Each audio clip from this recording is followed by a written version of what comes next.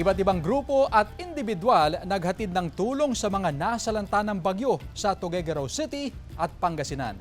Silipin sa report ni Joel Fernandez.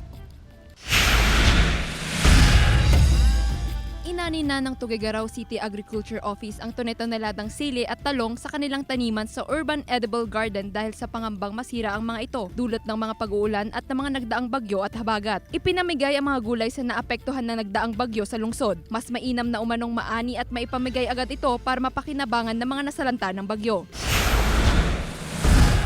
Samantala namahagi ng relief goods at water supply ang isang grupo ng fire volunteers sa Dagupan City. Pangunahin nilang inabutan ng tulong ang mga residenteng binaha sa Dagupan City at Calasiao, Pangasinan. Umabot sa 1,400 na individual ang benepisyaryo ng kanilang relief operations.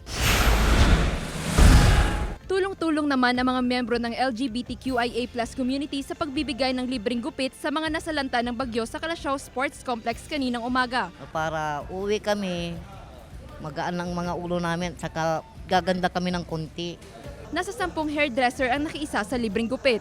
Double purpose po, natulungan namin yung mga evacuees para malibreng gupit, plus natulungan din po natin yung mga membro natin sa LGBT na kahit papano dahil isang linggo na rin silang walang trabaho ay magkaroon sila ng konting income. Kasama si Ron Taniedo, Joel Fernandez, One North, Central Luzon.